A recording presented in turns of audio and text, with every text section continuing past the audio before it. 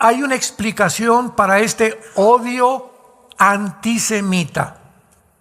Una vez una muchacha se acercó y me comenzó a hablar, no, que Israel, que son los genocidas. Y le dije, la forma en que tú estás hablando es de un antisemita.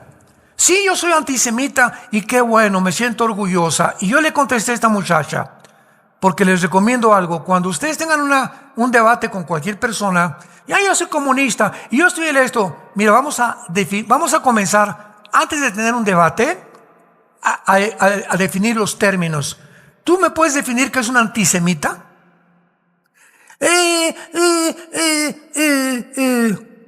No me contestó la muchacha. Bueno, le dije, un antisemita es una persona que odia a los judíos. Ese es un antisemita.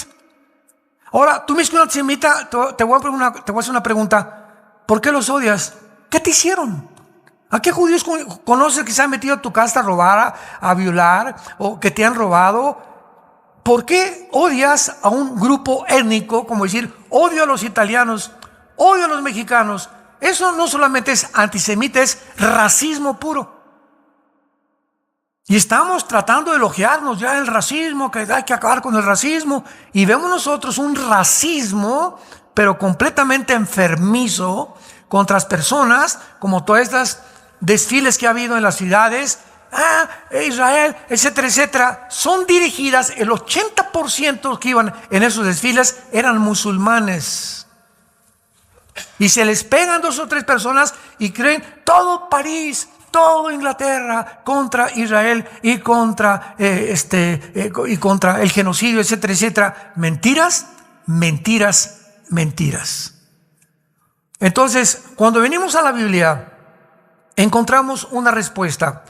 Hay 2 respuestas para el odio desde hace siglos de siglos, con un grupo étnico, con una etnia que se llaman los judíos. No ha habido este racismo ni contra budistas, ni contra maometanos, ni contra el mismo Islam, ni contra los hindúes, ni contra Zoroastro, ni contra los discípulos de Mahatma Gandhi, ni contra ningún grupo, ni tribu, ni civilización en toda la historia. Cuando vemos la historia ya de una forma cosmogónica, ¿verdad? Ya podemos cuenta que en todos los siglos, en todos los imperios, el exterminio ha sido matar judíos, matar judíos, matar judíos, exterminar Israel, hasta el siglo XXI. ¿Dónde nos encontramos? Tiene que haber una explicación. Esto no es coincidencia. Bueno, antes de la Segunda Guerra Mundial se propagó un libro que se llamó Los Protocolos de los Sabios de Sion.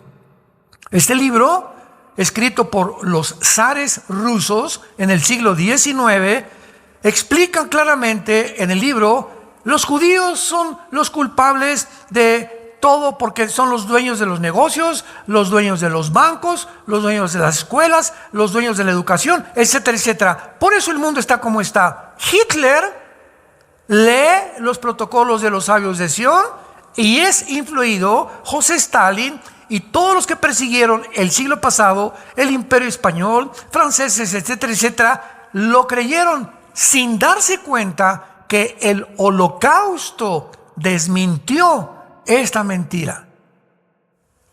Si los judíos eran dueños de bancos y de escuelas y de educación, ¿por qué Hitler mata a 6 millones de personas que son una etnia que no tienen nación, no tienen casa, no tienen ropa, no tienen un lugar para vivir?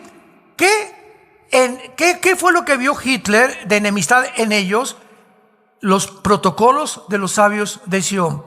Y en el momento del Holocausto, nadie en el mundo los defendió. Bueno, si ellos eran dueños de los bancos y del dinero y de todo, ¿por qué no se defendieron y por qué no los defendieron?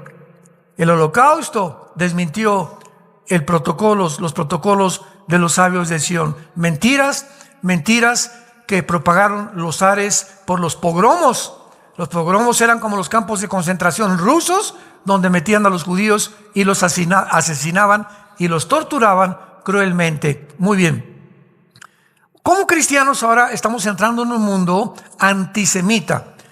Y es uno de los problemas más grandes porque el antisemitismo o el odio a los judíos se ha infiltrado dentro de las iglesias cristianas. Yo he oído, me reservo los nombres, a líderes cristianos hablar en contra de Israel, hablar en contra de los judíos y echarle la culpa a los judíos de lo que pasó en la matanza y en la masacre que hizo un grupo terrorista y que no hicieron los judíos. ¿Por qué este odio y por qué estas protestas y por qué esto? Hay dos respuestas. Voy a concentrarme hoy en la explicación política. ¿Por qué el mundo odia a los judíos? Y después nos concentraremos en la explicación bíblica.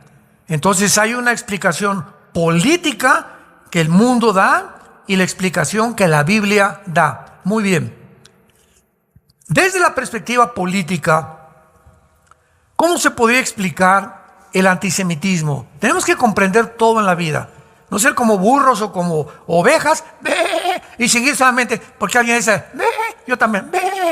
Si alguien odia con esto, yo también hago esto. Tenemos que entender, ya estamos en un mundo, somos personas inteligentes, coherentes, con una explicación que Dios nos puede alumbrar para entender lo que está pasando. Dejemos de ser conformistas y hacer lo que todos los demás hacen. Rápidamente un ejemplo. Te invitan a una cena hoy en la noche. Y en esta cena, pues la mayor parte de la gente que está no los conoces. Vas con tu esposa o con tu novia y de repente alguien en la cena, los judíos son esto y por aquí y por allá. Y te quedas callado y descubres que nadie en la cena, de las 10 o 15 personas, tampoco levantaron la voz en contra de la persona que atacó a los judíos. Y te quedas callado. Te subes a tu carro, te despides de todos en la cena y vas en tu carro junto a tu casa con tu esposa y tu esposa te comienza a preguntar, ¿por qué no hablaste en contra de lo que esa muchacha dijo contra los judíos? Y comienzas a pensar, realmente no hablé porque no quise causar una controversia. O sea, no quise armar un problema entre todos ellos y además como nadie contestó ni nadie dijo nada en contra de esa muchacha, asumo, así piensas, pues que todos son antisemitas. Porque si nadie habla, los malos viven porque los buenos no hacen nada. Entonces no hablé, Panchita, porque me imagino que todos son antisemitas. Y si nadie defendió a los judíos, ¿para qué armo yo un borlote? Esto se llama la espiral del silencio. Cuando la presión de tus amigos o de la sociedad te hacen quedarte callado porque no nos gusta ir en contra de lo que la mayoría piensa.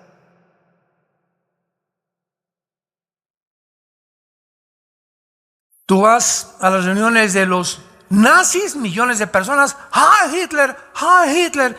Y de repente entras a una manifestación y al ratito tú también, ¡Heil Hitler! ¡Heil Hitler! No quieres ir en contra de la mayoría.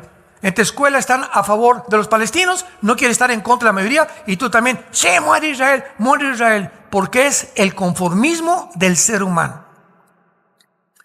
Y esta espiral del silencio se manifiesta en algo que es psicológico también, que se llama psicosis colectiva. En otras palabras, hay un cantante muy famoso y se llena el Auditorio Nacional de puras chavitas de 15, 18 años de edad. Y sale aquí el chavo muy galanzuco, ¿verdad? Y las muchachas comienzan a gritar como locas, muchachas que nunca se imaginaron que comienzan a quitarse hasta el cubrebustos, comienzan otras hasta a desnudarse, otras gritando que pase y que les dé un beso, etcétera, etcétera. Y tú vas con tus amigas que todas hacen eso y tú también. ¡Ah! ¿Por qué? Porque no quieres hacer algo contrario a la multitud. Y esa es la forma, por eso se llama psicosis colectiva. Lo que hace la mayoría, a ninguno nos gusta ir en contra de la mayoría, porque nos conformamos con quedarnos callados para que no nos tachen de homofobios o de islamofobios o de personas que causan controversia o problemas. Mejor nos quedamos conformados, nos quedamos callados y no hacemos lo que los demás, o hacemos lo que hacen los demás para no parecer diferentes a la mayoría. ¿Me van entendiendo? ¿Cómo funciona esto a nivel masivo y cómo está funcionando? Entonces, vamos a explicar el antisemitismo de esta manera, que es muy racional y es muy lógica. Sobre todo para todos ustedes son filósofos, abogados, que les gusta pensar. La razón tiene que ser muy importante, pero muy importante, para que haya este odio mundial de exterminio, no solamente a los judíos, sino a la entera nación de Israel. Como Yasser Arafat, el más grande terrorista del siglo pasado, lo establece en la Constitución de la Organización para la Liberación de la Palestina. Nuestro propósito, nuestra meta, nuestra plataforma no es tener dos estados, ni Jerusalén, el exterminio de la raza judía. Ni más ni menos. Muy bien. La razón tiene que ser muy importante, repito, porque se organizaron todas las clases del siglo XX para lograr este fin. La conspiración que se armó el siglo pasado, una conspiración que se armó para exterminar al pueblo judío, principalmente en Europa, fue gigantesca y perfectamente bien financiada, pues para poder armar todo este aparato y toda esta estructura, se produjo una Segunda Guerra Mundial. Se produjo una Segunda Guerra Mundial. Detrás de la Segunda Guerra Mundial se encontraba solamente un propósito cuyo objetivo era exterminar a los judíos, como lo vimos con Adolfo Hitler. Adolfo Hitler, ¿quiénes eran sus enemigos? Rusia con José Stalin, Winston Churchill, Inglaterra, del lado occidental, Estados Unidos y Canadá, y algunas naciones de Europa que todavía no levantaban ni decían pío. Y los amigos de Alemania pues fueron Italia y los japoneses, que bombardearon en el 41 Pearl Harbor a los americanos.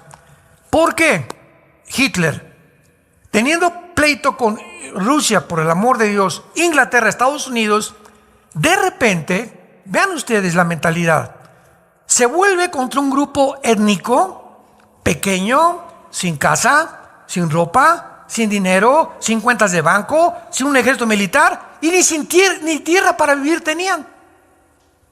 Y los considera los enemigos máximos, los ve como un gigante. No ve a Rusia ni a Inglaterra ni a Estados Unidos.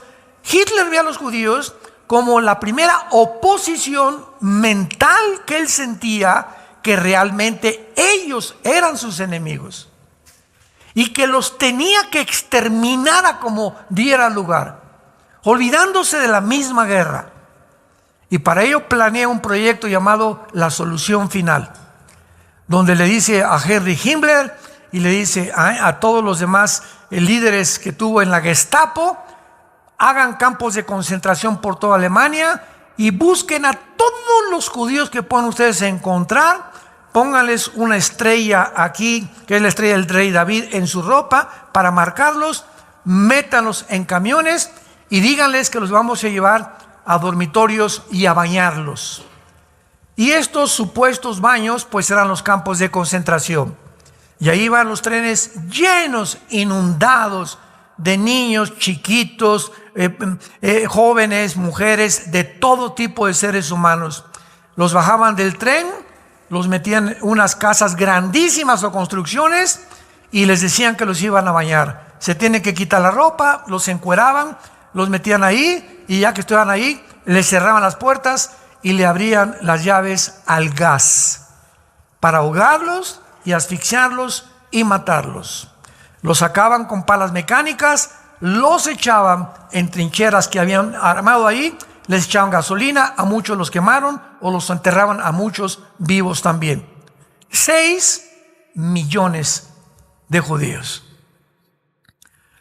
¿Qué movió a Hitler para tener ese odio contra ellos? Bueno, nos damos cuenta que entonces realmente el propósito de la Segunda Guerra Mundial no fue que el nazismo quisiera extenderse. Ya vamos más profundamente y ya espiritual y bíblicamente comenzamos a descubrir que había un programa satánico. Porque ¿quién puede negar que Hitler era una persona completamente poseída por principados satánicos? Bueno, es muy fácil la explicación. La Biblia dice en Apocalipsis capítulo 12 que el diablo sabe que le queda muy poco tiempo. El diablo no sabe exactamente qué año ni qué mes, pero él tiene un panorama, así como nosotros, conforme pues Rusia invadió Ucrania. Esto nos habla en más o menos en qué tiempo nos estamos acercando a la profecía de Ezequiel 38. Ahorita lo que pasa con Gaza, posiblemente el Salmo 83 se cumpla, la próxima guerra contra los árabes, contra los judíos, y los eventos a nuestro alrededor que se suceden. Ninguno de los eventos que pasan en el mundo son coincidencia alguna.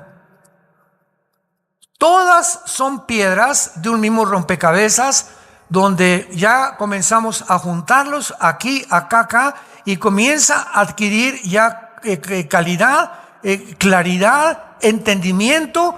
Venimos a la Biblia y descubrimos realmente la Biblia es la historia escrita por adelantado, que Dios nos deja de una forma secuencial y cronológica cómo se van a desarrollar los eventos, el momento que estamos y de qué forma la Biblia nos muestra que nos encontramos en la última generación. Que el ser humano ha llegado al final de su historia. Ya no hay más. Ya no nos hagamos un avivamiento y esto y el otro y la tecnología y vamos a crear como el Foro Económico Mundial, vamos a crear una superraza y la inteligencia artificial y la robotización. Todos son sueños marihuanos. Esto ya dejó de ser ciencia. Es ciencia ficción. Ciencia ficción, o sea, ya son cosas que dices, solamente un loco puede pensar. Y pues sí, y es como creer en Aladín de la lámpara maravillosa, o en Santa Claus, o en los Reyes Magos, que no fueron magos, ¿verdad? Eran 3 reyes del Oriente que vinieron a posiblemente bisnietos de los que educó Daniel en Babilonia y que supieron de las profecías de Daniel, que era el tiempo en que iban a ser el Mesías. Pero lo que ha pasado ahorita es algo terrible. Entonces, el diablo, sabiendo que le queda poco tiempo, ¿qué hizo? Escúchenme muy bien, pongan mucha atención. El diablo sabía que si Israel regresaba el 14 de mayo de 1948, si Israel regresaba a su tierra, en ese mismo tiempo, en ese año, comenzaría la cuenta regresiva de las profecías finales de la Biblia. Entonces el diablo hizo lo imposible por usar a Hitler para exterminar a los judíos e impedirles que formaran una nación. Porque si no formaban una nación, entonces la construcción del tercer templo profetizada sería una mentira. Entonces, si no formaban una nación, ¿a quién va a perseguir el anticristo? Si no formaban una nación, los 144,000 judíos de Apocalipsis 7 sería un invento también, que quién sabe quién inventó la Biblia. Todas las profecías de los tiempos que vivimos están enfocadas en Israel. Israel es el termómetro, el centro, como dice Ezequiel 5:5 en hebreo, el ombligo de Dios.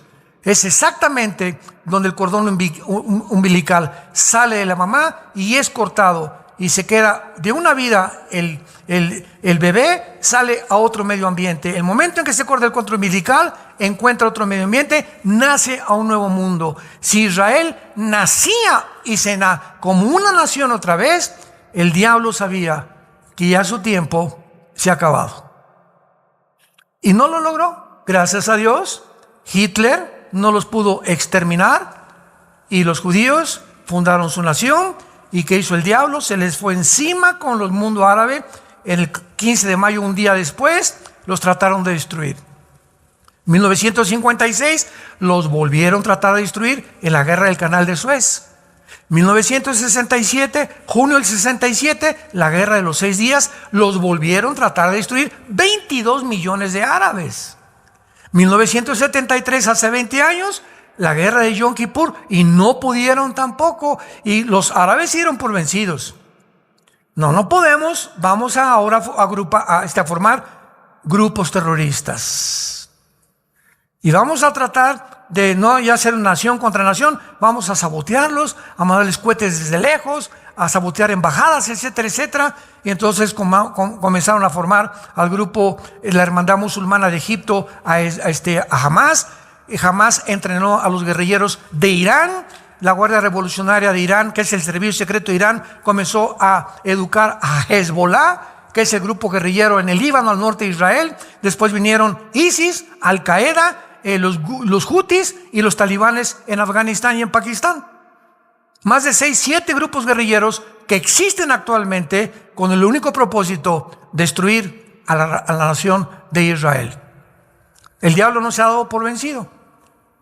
Vayamos al capítulo 12 de Apocalipsis y veamos de una forma muy breve, que el Espíritu Santo les dé entendimiento y alumbre los ojos de vuestra comprensión y conocimiento para que puedan discernir, santos de Dios, el programa de Dios.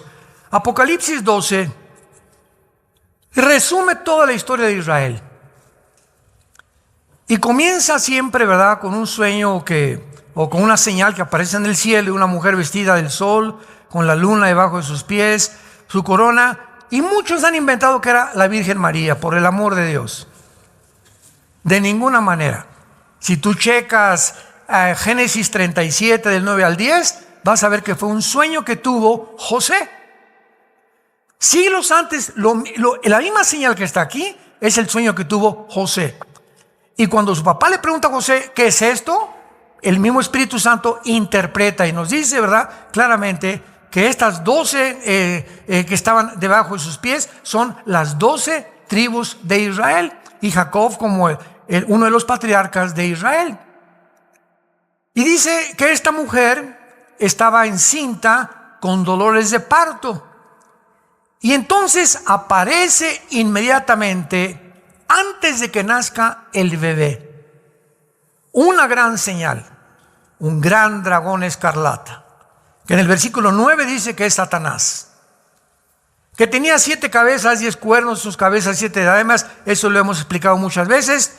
Su cola arrastraba la tercera parte de las estrellas. Aquí nos damos cuenta que era Lucifer, que en su rebelión contra Dios, la tercera parte de los ángeles se fueron con él y siguen con él todavía.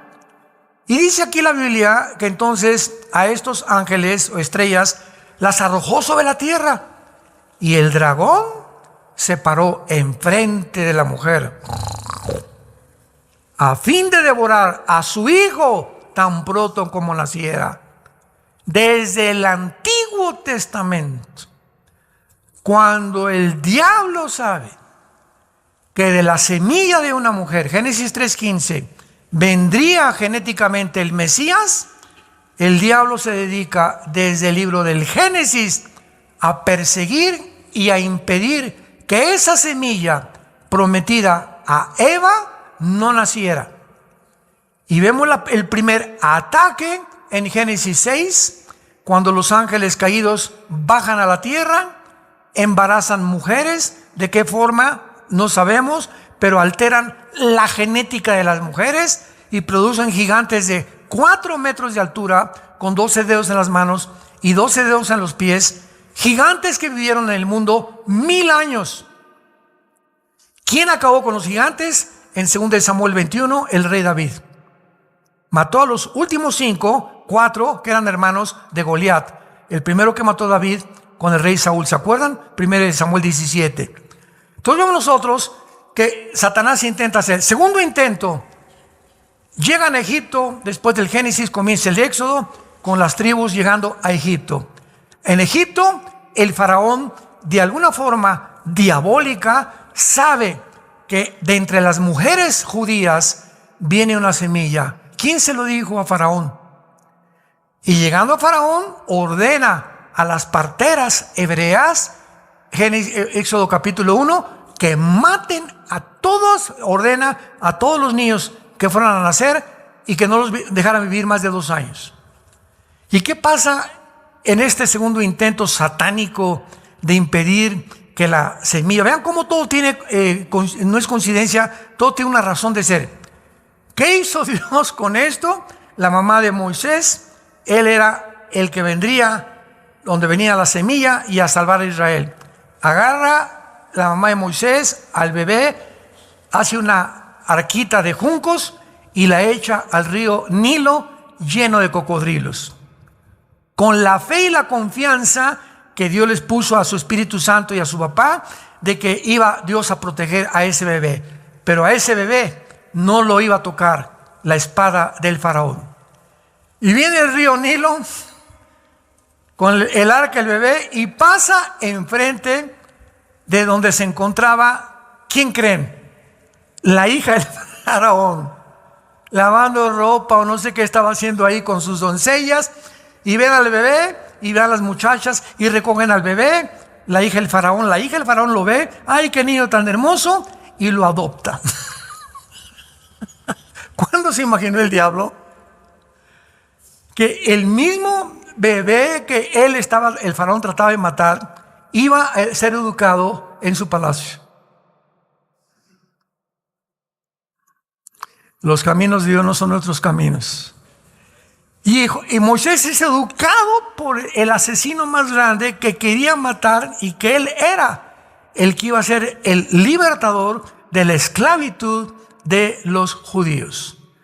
Y pues ya sabemos, ¿verdad?, que a los 40 años mata a un soldado Moisés, teme, huye al desierto y se queda 40 años. Ya esta es otra historia, donde ya Dios lo forja en el desierto, y a los 80 años saca a Israel de Egipto. Muy bien. Entonces vemos otro tercer intento de Satanás cuando nace Jesús, que es el dragón. Porque la salvación, dice Juan capítulo 4, viene de los judíos. ¿Y por qué no de los mexicanos y los guatemaltecos? ¿Y por qué no los guatemaltecos y los españoles? ¿Y por qué no los españoles? En fin, ¿verdad? De cualquier nación que hubiera escogido Dios, hubiera habido pleito entre nosotros. ¿Sabes una cosa? Porque a Dios le dio la gana.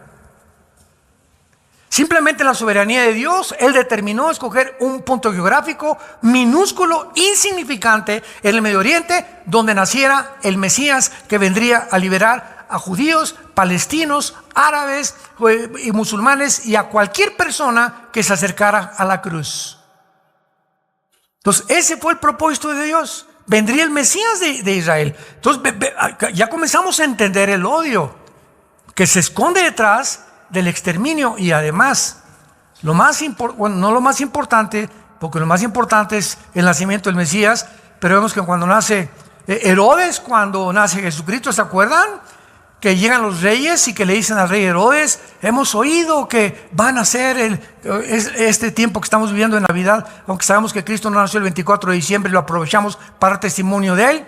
Hemos sabido que van a ser el rey de los judíos. Y Herodes se llena de enojo. ¿Y qué hace Herodes? Manden matar a todos los niños menores de 2 años.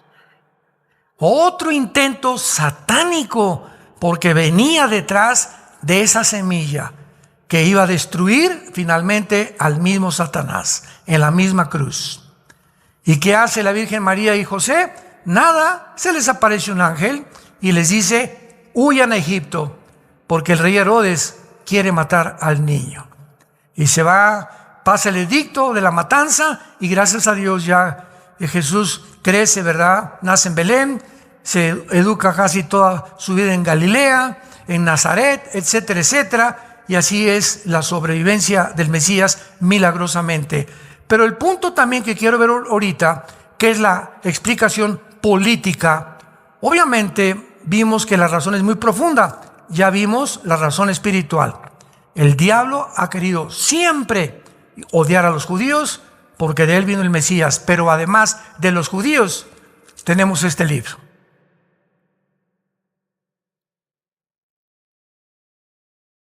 La Biblia la escribieron judíos. Los apóstoles fueron judíos. El Salvador es judío. La primera iglesia fue judía y todos nosotros, aunque no somos judíos, hemos sido injertados en el olivo natural, Romanos capítulo 11, y somos beneficiados. Al entrar Jesús a tu vida, esa semilla prometida a la mujer en Génesis 3:15 está dentro de ti. Esa semilla es Jesús dentro de tu vida.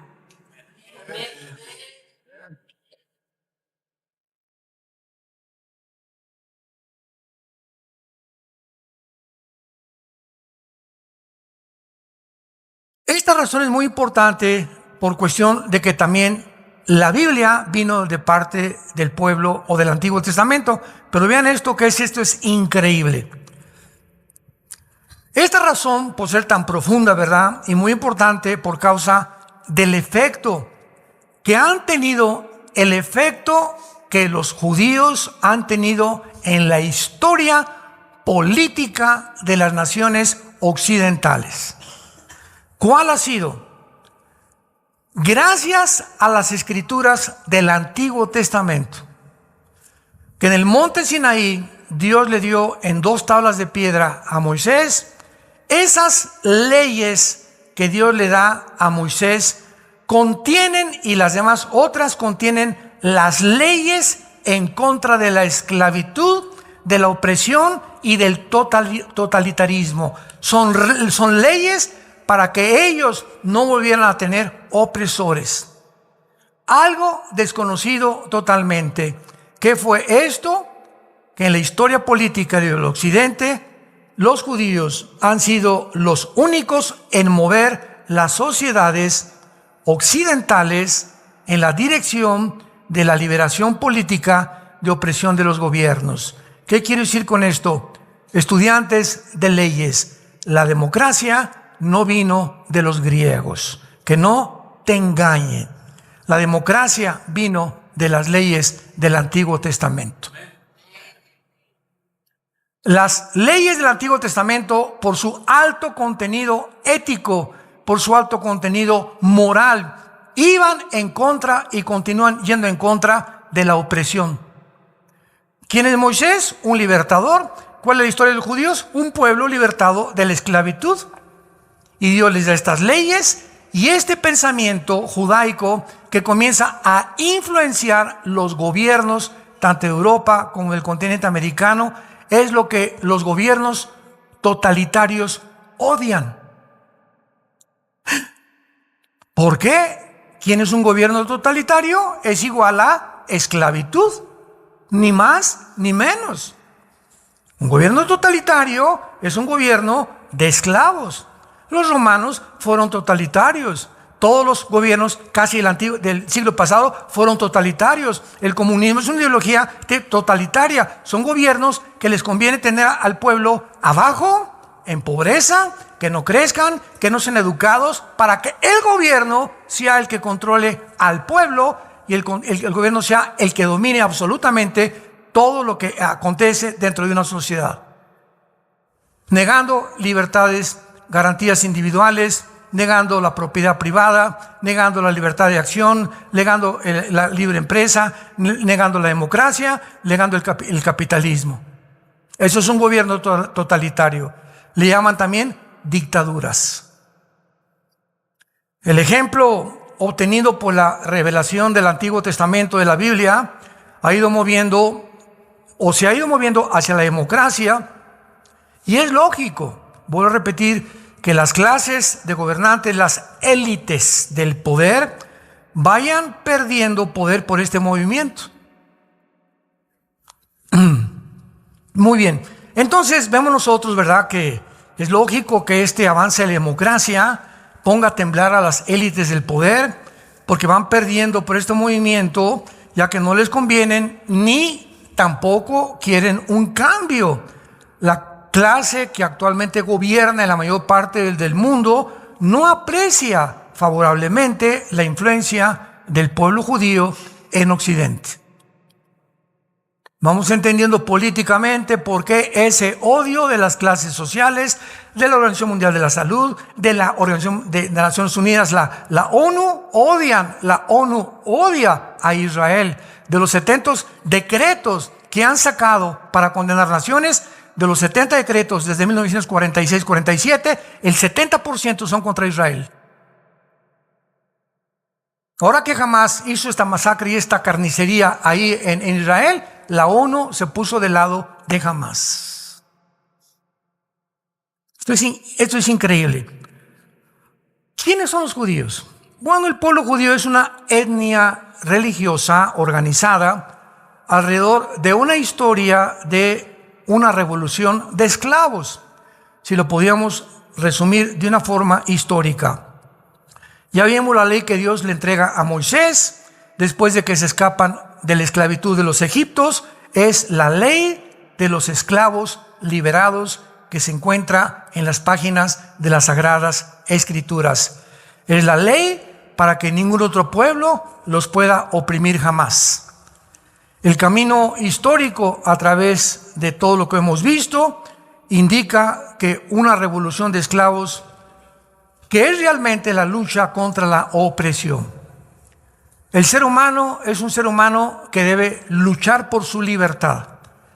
¿Qué son las revoluciones, golpes de Estado, la mayoría? Guerras han sido luchas porque anhelamos ser libres. Yo tengo la libertad que el gobierno no me diga que el gobierno va a educar a mis hijos.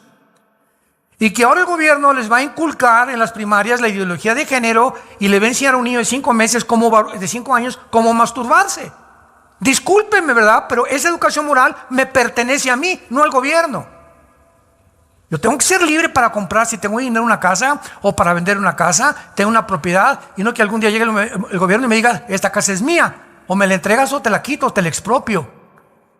Si no hay esa libertad del ser humano, el ser humano es reducido a un esclavo.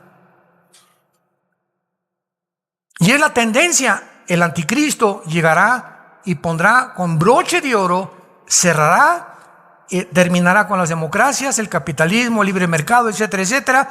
Cerrará con broche de oro la civilización, obligando a todos los seres humanos que no tengan la marca del 666, que no puedas comprar, vender, ni ir a la farmacia, ni al Oxxo, ni al cine, a ninguna parte puedes ir, ni subirte a un taxi, ni contratar una Uber, si no tienes la marca del 666. ¿Qué se llama esto? La esclavitud total en la que terminó el ser humano y en la cual nos encontramos ya no en la primaria, en la kindergarten, ni en la primaria, ni en la secundaria, ni en la preparatoria. Nos encontramos ya en el siglo XXI, en la universidad, en el nivel más alto de esclavitud que el ser humano ha tenido, que ya está poniendo en función la mayor parte de los gobiernos en el mundo entero. Y los seres humanos no se han dado cuenta de esto. Y así va a continuar armando esto. Este es el odio contra la palabra de Dios. ¿Por qué la iglesia romana prohibió la palabra de Dios? ¿Por qué? ¿Por qué? Porque, en primer lugar, estaba escrita en latín, no la habían traducido a las demás lenguas europeas. Y nadie la podía leer. Pues, ¿quién sabía latín? Más que los curas. Y en segundo lugar, porque sin la autorización de un cura o un obispo, nadie se puede abrir las páginas. Durante casi 2000 años, hasta 1963, el primer papa, Juan 23, le dice al papa Bonachón, comienza, y no sé cómo le cayó una Biblia, y comienza a abrirla, y Juan 23 dice, ¡ah!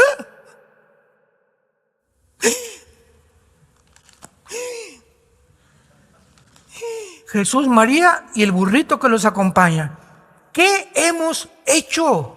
Y reacciona el Papa Juan 23 y manda un edicto al mundo cristiano. De aquí en adelante, la Biblia se abre al populus. La Biblia se puede leer ahora y traducirla en español o en cualquier idioma.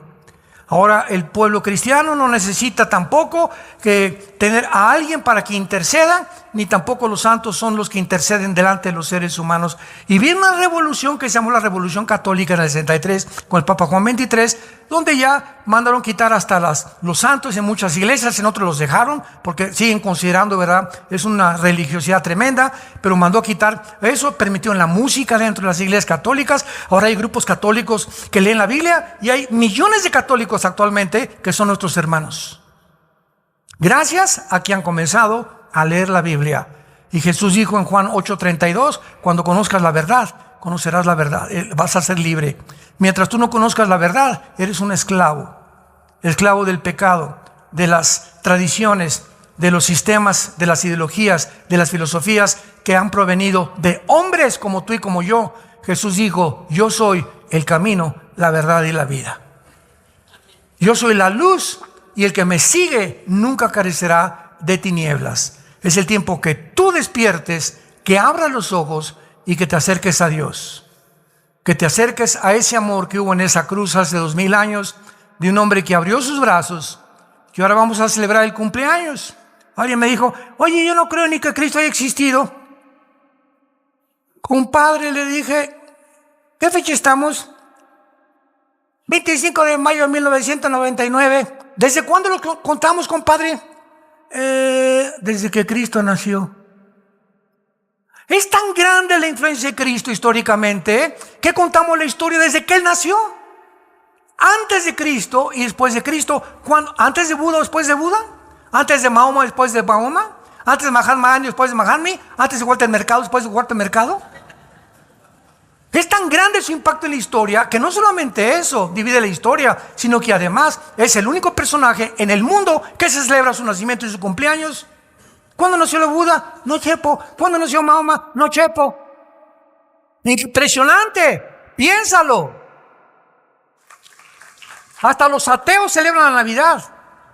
Pero no se queda ahí también. Es la única persona que hasta cuando Él muere y se celebra su muerte y resurrección, se les da vacaciones a la gente.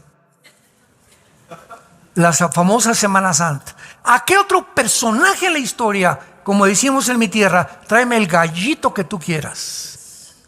Dime quién es tu personaje que más admiras. Sé honesto contigo mismo. Escritor, personaje, filósofo, maestro. Dímelo y compáralo con Cristo.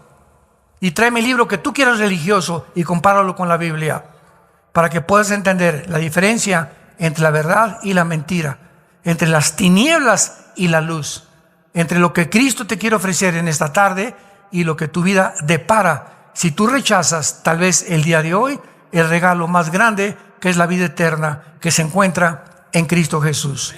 Inclinemos nuestra cabeza. Señor, te damos las gracias porque los cielos y la tierra pasarán, pero tus palabras permanecerán. Tú descendiste del cielo como el pan que da vida a los hombres. Tú descendiste del cielo como el buen pastor que dio su vida por sus ovejas. Descendiste del cielo, fuiste crucificado, fuiste enterrado y resucitado a los 3 días. Porque de tal manera amó Dios al mundo, de tal manera nos ama Dios.